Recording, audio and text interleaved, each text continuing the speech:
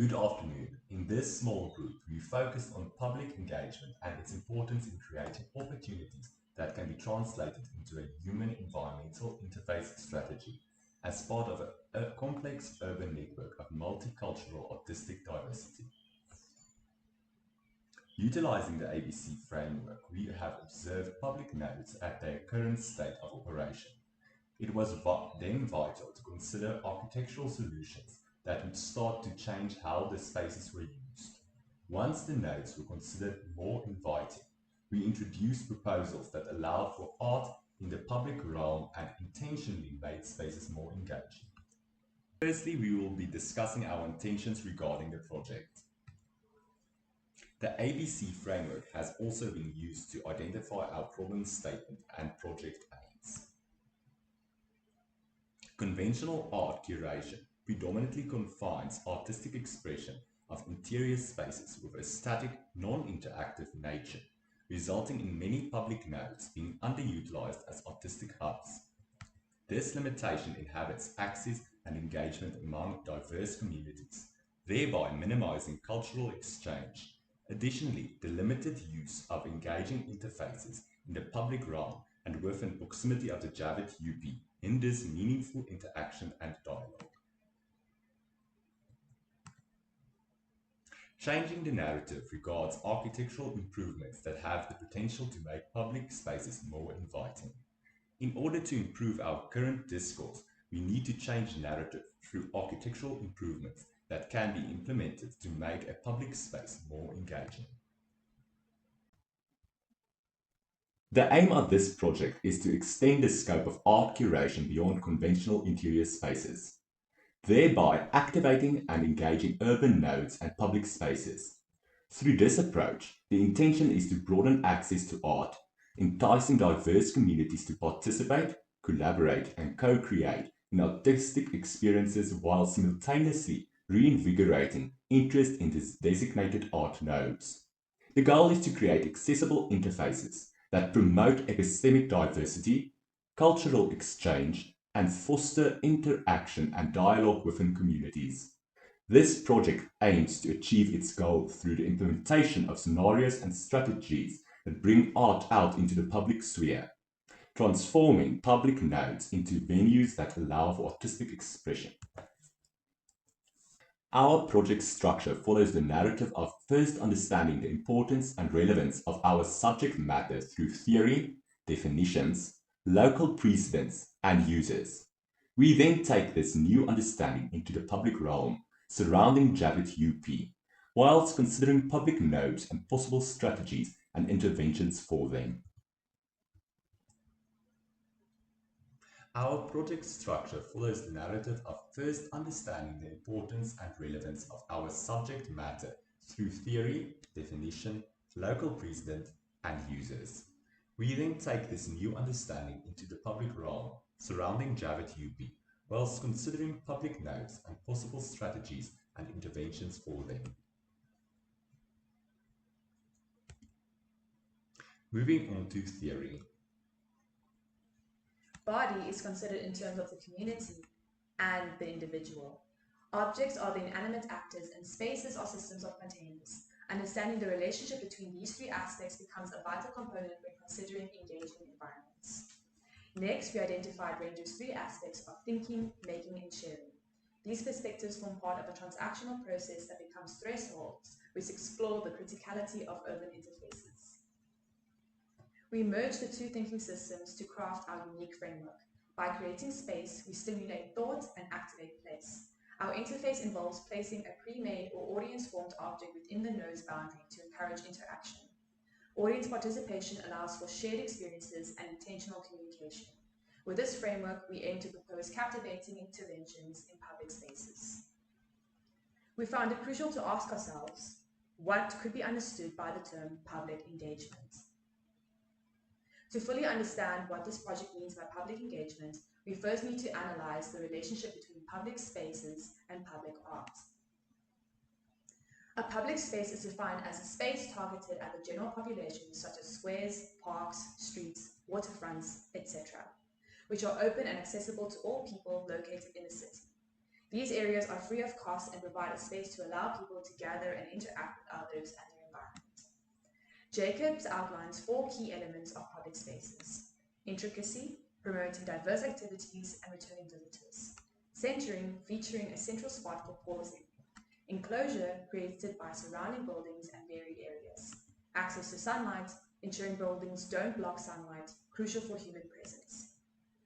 Project for Public Spaces also categorizes public spaces into 4 components: sociability, focusing on interactions and a sense of place created; uses and activities, addressing reasons for visiting and return; access and linkages, ensuring connectivity to surroundings with easy access and visibility; comfort and image, encompassing safety, cleanliness, and seating for a comfortable and inviting atmosphere. Based on the analysis of these 2 theories, we have adapted our own set of criteria to determine whether a public space is engaging. Firstly, uses and activities refers to the reasons for visiting and returning to a space, integrating it into daily life. Pause spaces encourage prolonged stays, enhancing user engagement. Comfort refers to how one feels within a space. It encompasses safety, maintenance, seating, and walkways, influencing user interaction. Accessibility considers entrance fees, inclusive design, and accommodating diverse needs. Gandhi Square in Johannesburg CBD is a prime example of an engaging public space, surrounded by retail and commercial activity, creating recurring events. Pause spaces invite lingering while being accessible via public transport and secure pedestrian zones, ensuring inclusivity and safety. Moving on to public art. Public art is art that is available to everyone throughout their daily activities. It is usually site-specific, and it aims to help promote a sense of place and community. If executed correctly, it can stimulate thought and action, which leads to community engagement, interaction, and involvement in the public space. For public art to be engaging, it needs to consider the following aspects. It needs to be accessible in people's daily lives. Access to this art needs to be free and in areas that the users can stumble upon at any time. It should be site-specific. This relation to its context helps create meaning and promotes a sense of place and community. Finally, it should be interactive. This creates more engagement between the object, space, and user, and can promote education and dialogue between diverse communities. However, public art does have its obstacles, as installation in the public realm requires the appropriate permissions to be acquired, durable materials to withstand the elements, and regular maintenance, and finally possible supervision to see the interaction with the art installation. Art in the public realm can take place in different forms. Non-permanent art, like temporary installations, degrades or gets removed over time. Installation art immerses viewers in a multi-sensory experience, considering the site. Applied art, such as murals or sculptures, is mounted on surfaces. Integrated art becomes a part of pavements or sidewalks. Standalone art is generally site-specific and exists independently. Event or performance art allows for impromptu performances. From the analysis of public art, our project's criteria is as follows. Public art needs to be interactive. It should promote engagement between the object, body, and user, as well as foster dialogue between diverse communities. It should be site-specific. It needs to show the relation to its site and its context in order to promote a sense of place and community. Finally, it should create congregation and activity, which should promote cultural exchange among the users. While Gandhi Square is a prime example of a public space, it only incorporates a static art approach through the bronze Gandhi statue. This provides limited interaction and engagement for the user in the space. However, it's very site-specific and creates a point of congregation. Moving on to the synthesis of the theory and understanding public. Looking at Gwinter's theory of object, space, and body, we can break the concept of public engagement into the respective categories: public art as object, public space as space, and the user as body. These elements combined create this project's interpretation of public interface. This means we cannot look at the criteria for public spaces and public art in isolation. The combination of both will therefore create the criteria for public interface. The concept of public interface can be informed by a quote from Project for Public Spaces, stating that a good public space is not only inviting, but builds a place for the community around an artwork or cultural venue by growing and attracting activities that make it a multi-use destination. This quote accentuates the idea that the relationship between public space and public art is crucial. So let us unpack the criteria for public interface. Uses and activities asks, what is there to do and why would you return? Pause spaces allow for the user to rest, reflect, and spend time in the space. Comfort refers to safety, maintenance, and walkways. Accessibility refers to entrance fees, visibility in the site, and designing for diverse needs.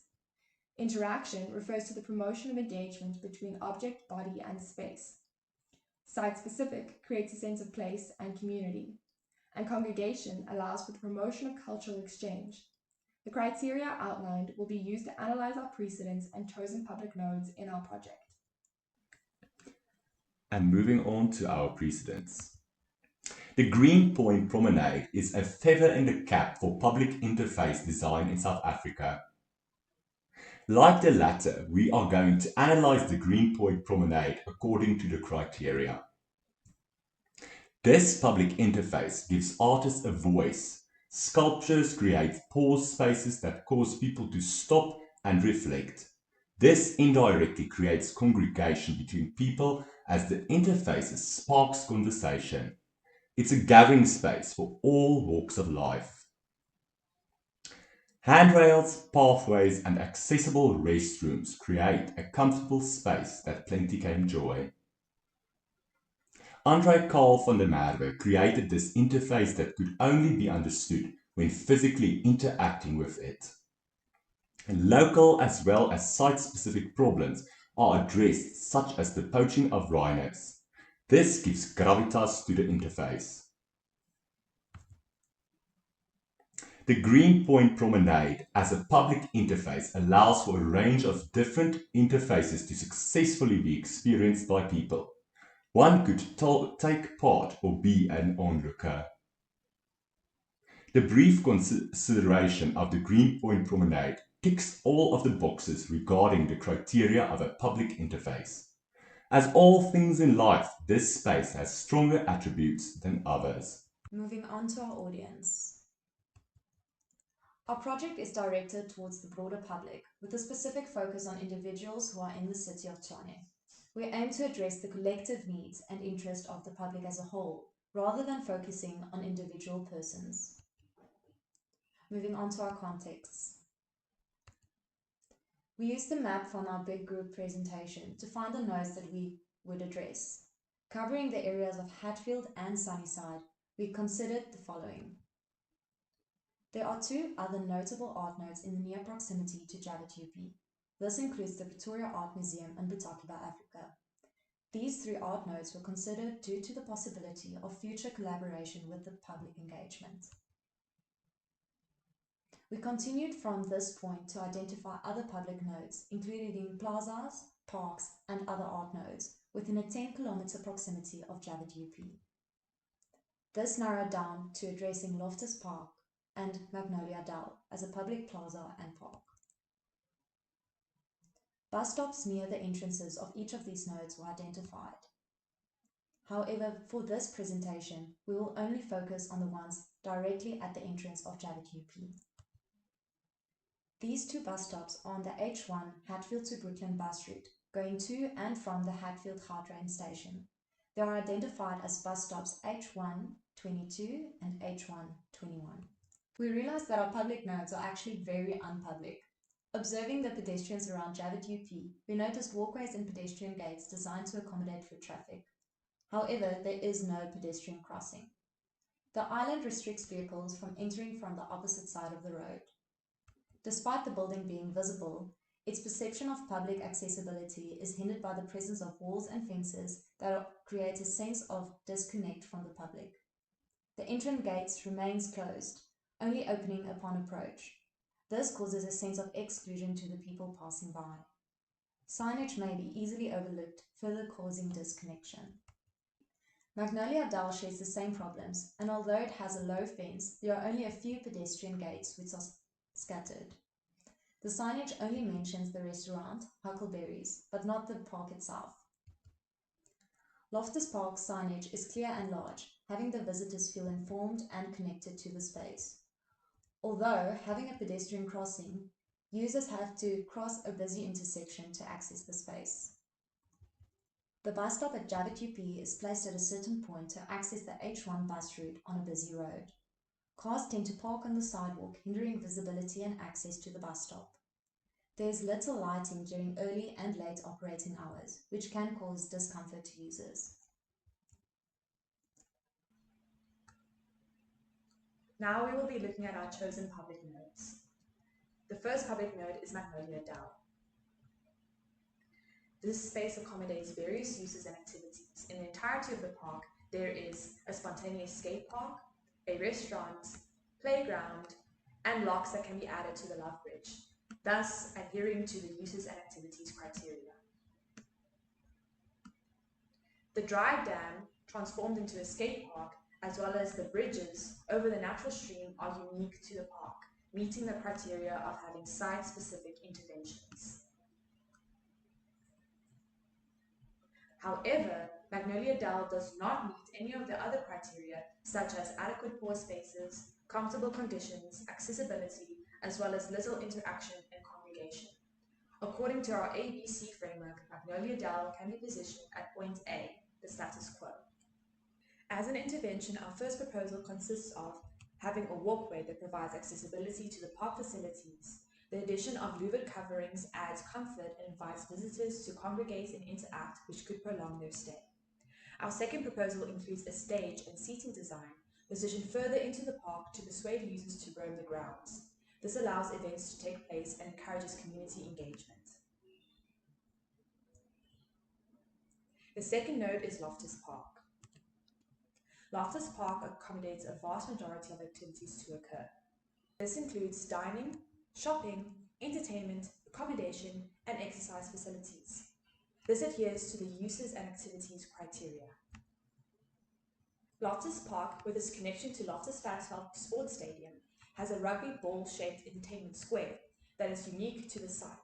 Flat pedestrian walkways and car parking make it accessible to any visitor, meeting the criteria of being site-specific and accessible.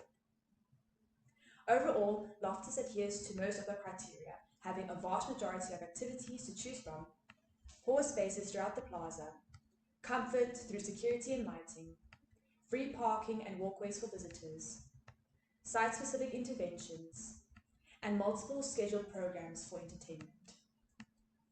Loftus can improve by including more interactive facilities to engage visitors other than the minimal engagement provided by the fountain. We see from this that Loftus can be categorized as B from our ABC framework. We propose a small-scale intervention for scenario 1, where movable and adjustable artboards are placed in the plaza, allowing visitors to become involved with artworks by local artists. By contributing a quick splash of color, the visitors partake in the intervention, contributing to engagement. A second scenario allows for users to partake in an activity where they interact with the fountain, controlling the water's intensity. The lever intervention could control the pumps of the fountain, engaging visitors to enjoy the plaza center. The last node consists of bus stops at Javet UP. The bus stops are waiting spaces used to access the H1 Brooklyn to Hatfield bus route. It is part of a scheduled route with stopping intervals every 20 minutes. This meets the criteria of having uses and activities, pause spaces, being site-specific, and creating congregation. The nodes lack in comfort caused by poor lighting during late hours of the day or proper seating, other than Can we go again with this whole part? Yeah. I don't know what's happening here. And maybe pause because that wait spaces arrow takes a while. Okay. Is that only? Are you ready? Wait, Yeah. wait. See, it glitches. Okay, 1, 2, 3. What?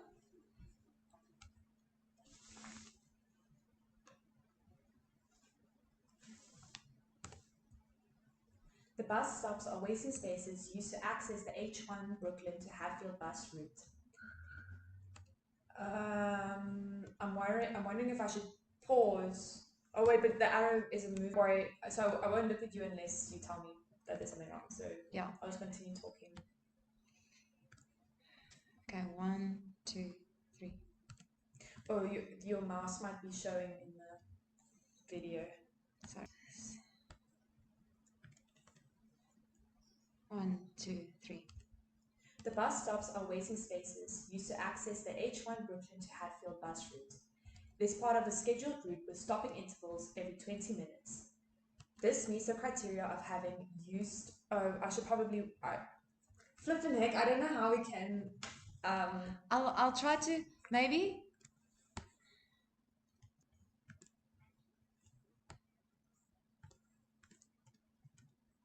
Okay. The bus stops are waiting spaces used to access the H1 Brooklyn to Hatfield bus route. It is part of a scheduled route with stopping intervals every 20 minutes. This meets the criteria of having uses and activities, pause spaces, being site-specific, and creating congregation. The nodes lacking comfort caused by poor lighting during late hours of the day, or proper seating other than a leaning post.